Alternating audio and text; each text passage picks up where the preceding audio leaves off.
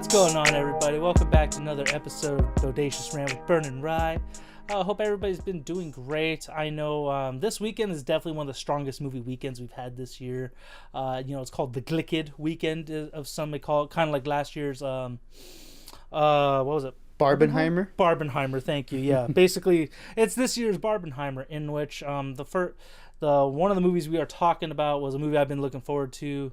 I would say for the last few months. I would say after the second trailer, I got really hyped for it, which is Ridley Scott's sequel, Gladiator 2, starring Paul Mescal, Denzel Washington, Pedro Pascal, Connie Nielsen, and a slew of other amazing actors in that movie.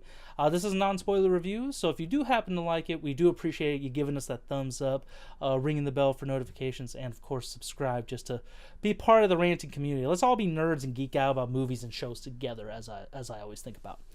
So, this is one of those movies I don't think a sequel was ever asked for, kind of like Top Gun Maverick. I'm trying to think of another one right now. It doesn't matter. I can't think of anything right now, but... So essentially this takes place sometime after the first one, in which, for those of you who haven't seen it, spoiler for the first one, Russell Crowe was a proud Roman general, became a gladiator, killed the emperor who basically brought him onto this life and tried to bring back the dream of Rome. So we're thrown back years later where Paul Mescal's character, Hanno, is also turned into a gladiator trying to fight for a Rome that's no longer been, that's long forgotten, essentially. Basically trying to fight the tyranny of two emperors, Emperor Geta and Emperor Caracalla, I believe, who are played by amazingly Joseph Quinn, and let me pull up that other actor. He was in the Fear Street movies in Netflix, so I was like, oh snap, he's actually in something really good. Hold on, what was his name? Fred Hetchinger. I could be saying that wrong, so I apologize. But yeah, like I said, this was the movie I was looking forward to just because the first Gladiator was pretty solid. I remember that movie went from PG-13 to rated R in the middle of its theatrical run. At least that's why I want to say I remember when I was a little kid. And it was just one of those pure spectacle, sword and sandals movies that still holds up today. And I would say this is definitely a solid sequel. I think it was one of the spectacles of the year where it's like you're just going in, having fun, taking all the scenery in, the action, the drama. But it still had some letdown moments in it. But before I get into more of that, I kind of give my final thoughts on it. Bern, what did you think of this sequel? Yeah, I mean, it is kind of like one of those, they don't make them like this anymore, type movies where it's very much the sword and sandals epic of things that we used to get, like Gladiator, I'm thinking Troy, Kingdom of Heaven, things of that nature.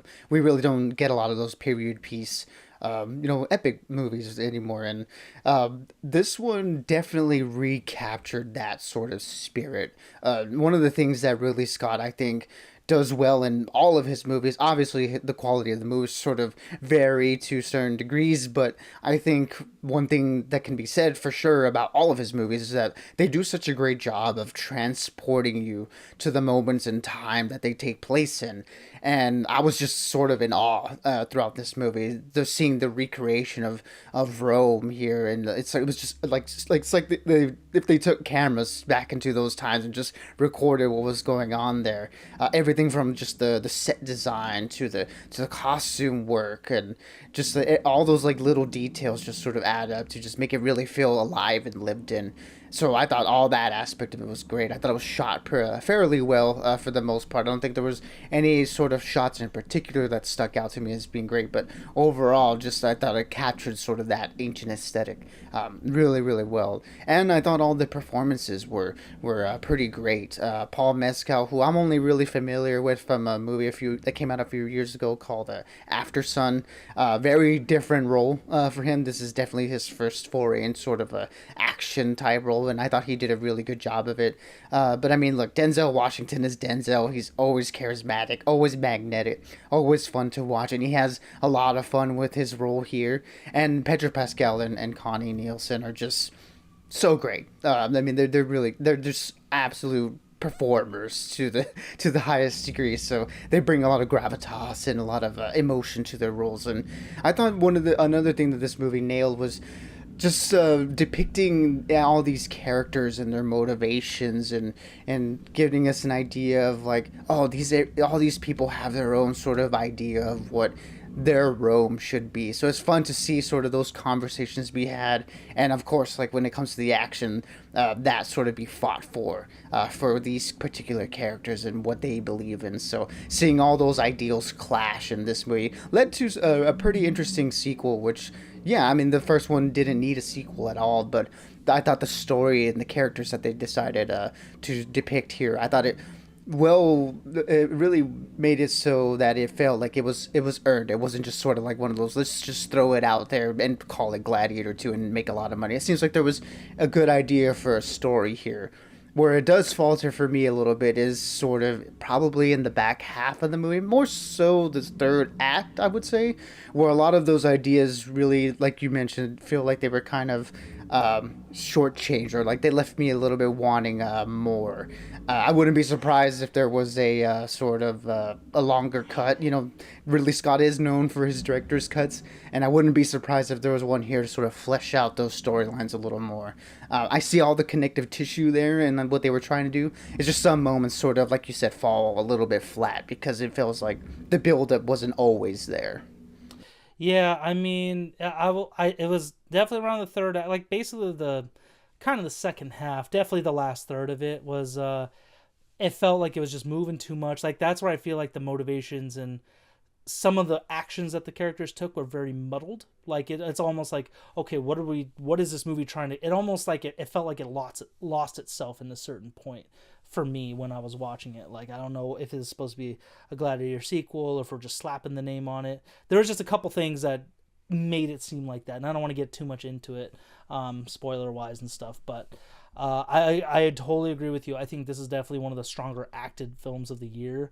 The villains with, like I said, Joseph Quinn is having an amazing year at this one.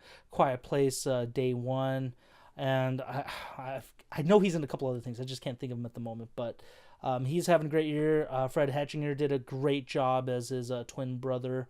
And Denzel, man, this is definitely one of those roles that when you see him, especially in the trailers, you don't know, is he trustworthy? Is he a true villain? You don't get that. So the movie does a great job of really bringing out his character, and he just nails it. And then the three heroes, Pedro Pascal, Connie Nielsen, Paul Mescal, man, they just took it away. And I think you said it best, that this movie brought back the good old swords and sandals era. Because I mean, it's funny because this year I've been rewatching like Gladiator, Kingdom of Heaven, Troy, 300 even. Like these movies, they definitely don't make them anymore.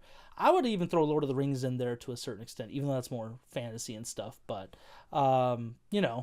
this is one of those movies that it's like classic Hollywood coming back to life.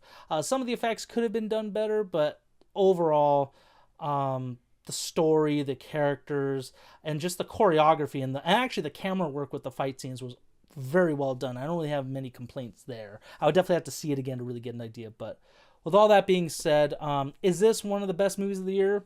Depending who you ask. Yeah, I would say it's definitely one of the better ones, but it's just a little bit shy of that. So I'm definitely gonna give this a 4 out of 5, just out of respect for Ridley Scott. This is definitely one of those movies that this is the reason why he's in the business and why he has such a name for himself. Great story. It's a solid sequel that it doesn't kill the first movie. It's not one of those sequels that's like, why did I have to watch this? Like, you could definitely just stick with the first one, you'd be fine, but the second one does add a little bit, it brings back that fun and that epic nature of it. So I would definitely recommend it in IMAX for sure, or just, if you're fine with the first one, you could just wait till rentals. So totally up to you guys. Yeah, I mean, I'm really glad that it made a case for itself in terms of it existing. Again, I was worried coming in just because of that first trailer. I wasn't really digging the whole what they did with it. Not necessarily what was happening on screen. Just the music choice of that trailer was awful. And again, there's been a lot of awful trailers for movies that are coming out this year that have turned out to be good. And this is, I'm happy to say, one of them where I really enjoyed the movie, despite what that first trailer was leading me to believe. But yeah, I mean, like for all the reasons things we mentioned, the great acting, the great setting, the great story, and the characters here. It's just really those things that happen in the back half of the movie that sort of detract for me. But overall, I would agree with you in saying that this is one of the better movies that has come out this year. Don't know if it really falls into like my top of the top, but it's still a really good time at the movies for me. And so for me, this one is going to be a 3 out of 5 for now. I'm very curious to see if at any point an extended cut comes out, because I think it'll only improve this movie drastically. I'm thinking sort of like a Kingdom of Heaven type thing, where the first initial cut of it was good, but with the extended period of time, it could potentially be great.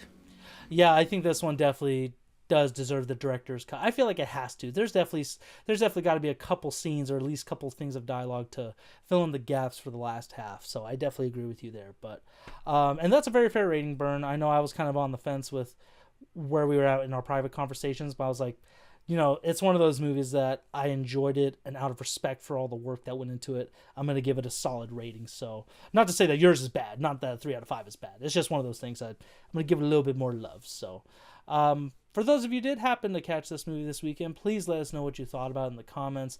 I'd love to keep getting your thoughts in there.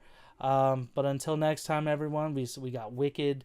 That's also out. We got Arcane just finished up on Netflix. A bunch of good stuff still coming out later this year. So until next time, stay bodacious and keep on ranting for us. Absolutely, everybody. Be good, be safe, and as always, we'll catch y'all on the next one.